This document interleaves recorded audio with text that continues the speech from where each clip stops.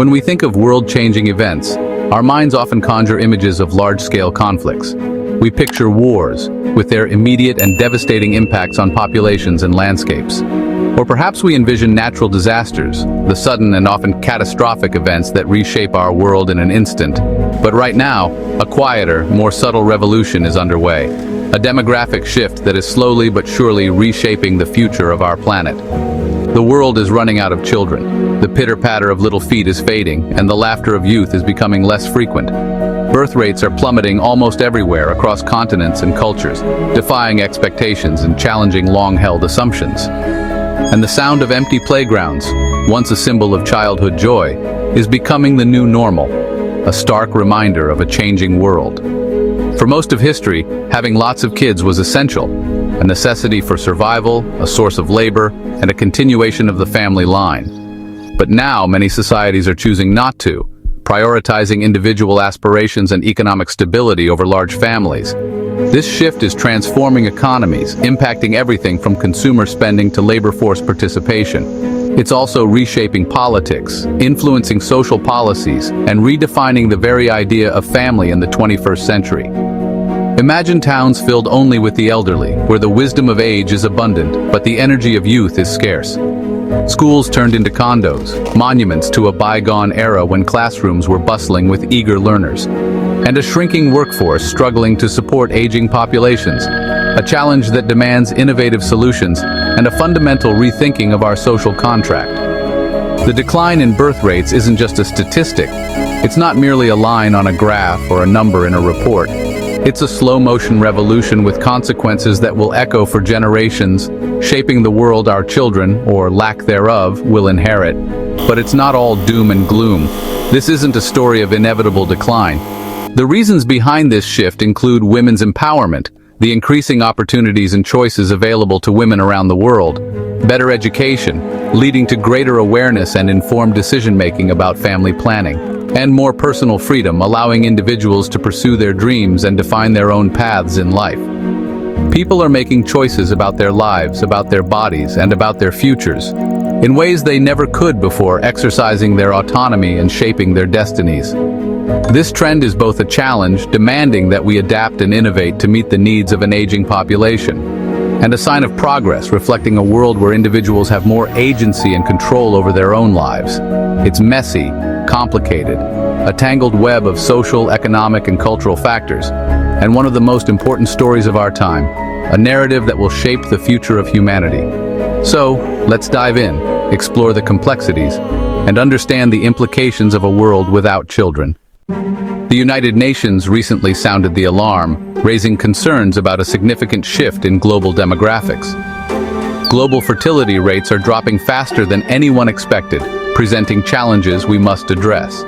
This decline is not just a minor fluctuation, it's a significant trend with far-reaching consequences. The key number to watch is the replacement rate, 2.1 children per woman. This is the threshold needed to maintain a stable population, ensuring that each generation replaces itself. For most of human history, the average number of children per woman was much higher than it is today. Large families were common, driven by factors like high infant mortality rates and the need for labor. Today, the global average is about 2.3 children per woman, and it's steadily falling, inching closer to and eventually below that critical replacement level. Alarmingly, over half the world now lives in countries where fertility rates are below replacement level. This means that without immigration, these populations will eventually shrink.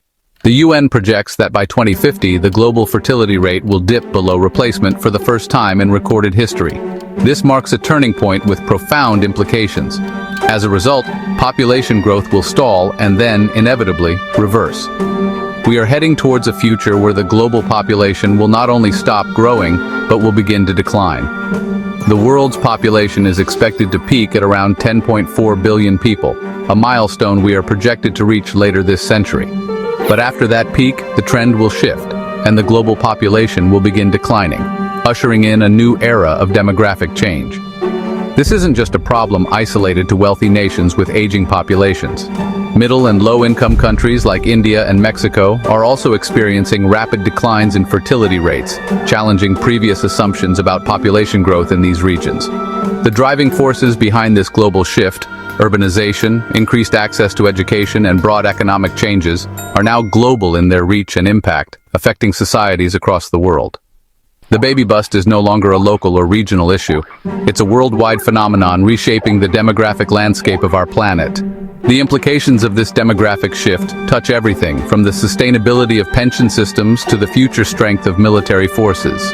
The demographic future, once a distant prospect, is arriving faster than anyone anticipated, demanding that we prepare for the changes ahead. The baby bust has officially gone global, and understanding its causes and consequences is crucial for navigating the future. Let's time travel to 1950. The world had 2.5 billion people, and women averaged 5 children each. Fast forward to today, over 8 billion people, but the fertility rate has halved. In places like South Korea, it's now below 1, and even the US is well under replacement. This is a demographic revolution in just one lifetime. By 2050, most of Europe and East Asia will have fertility rates below 1.5. Populations in China and Japan are set to shrink dramatically. The classic population pyramid is flipping, more grandparents than grandchildren. But not everywhere. Sub-Saharan Africa, especially Nigeria, still has high fertility. This creates a world split between aging, shrinking societies and young, growing ones. Africa will drive much of the world's population growth in coming decades. Two demographic realities are unfolding side by side. The 21st century will be shaped by this divergence. What does a baby bust look like? In Japan, hundreds of schools close each year, repurposed or abandoned. Toy stores struggle and adult diapers outsell baby diapers. Rural towns in Italy and Spain are turning into ghost villages as young people leave and the elderly remain. The local economy and community spirit fade away. Fewer children means less innovation and risk-taking. Societies may become more cautious and less dynamic. Who will start the next big company or create the next cultural wave? An aging society risks losing its creative spark. The echoes and empty playgrounds warn of a future with less energy and fewer new ideas. The impact is visible, economic, and deeply cultural. The world is changing, one empty classroom at a time. Why are people having fewer kids? The answer is complex.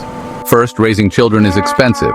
Housing, childcare, education, and healthcare costs are sky high. Women have more career opportunities than ever, making parenthood a bigger trade-off. Many delay having kids for work, and sometimes the right time never comes. Climate anxiety is a new factor. Some worry about bringing children into a world facing ecological crisis. There's also a shift in values. Parenthood is no longer the default life path. People seek fulfillment in careers, travel, and friendships. Choosing not to have children is now seen as valid, not a failure. The decision is personal, shaped by economics, culture, and the state of the world. The global baby bust is driven by freedom, ambition, and uncertainty. It's a profound cultural transformation.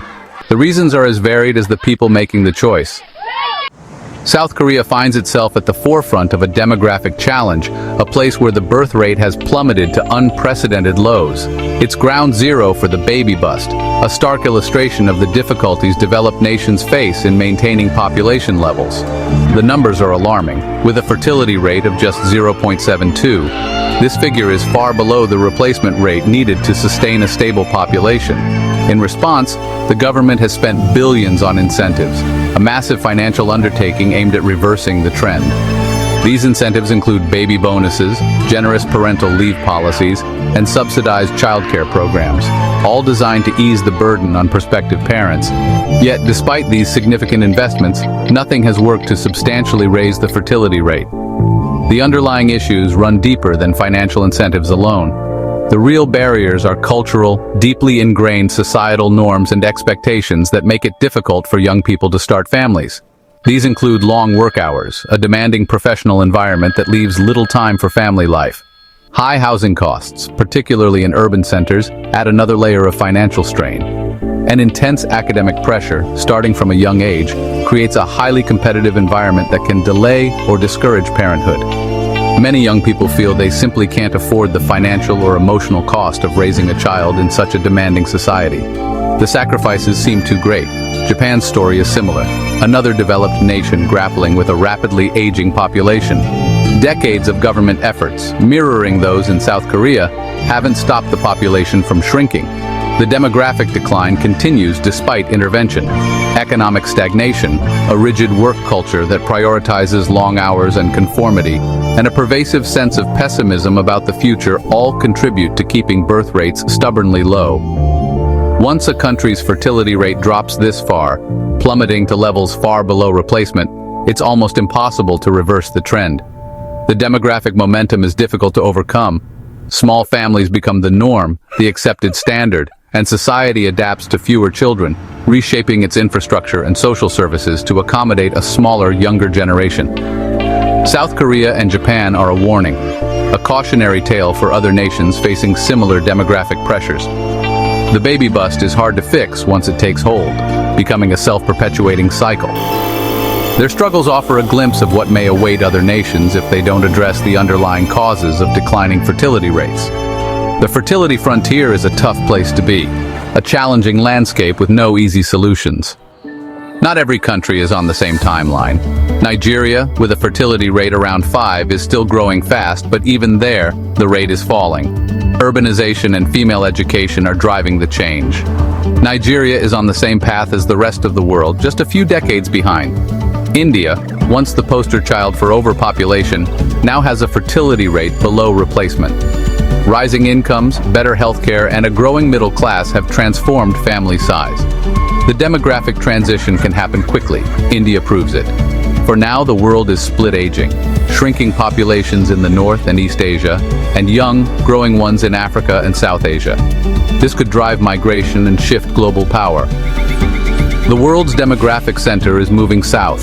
The next decades will be shaped by how these two worlds interact. The story is far from over. So, is the global baby bust a crisis or an opportunity?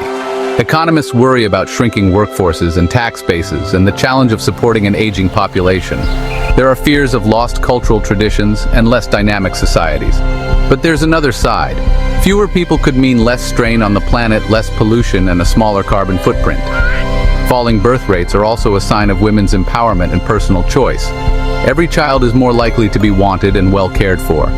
The baby bust could mean less poverty and more investment in each child. Is this a problem to solve or a sign of progress? The answer isn't simple. This quiet revolution is reshaping humanity.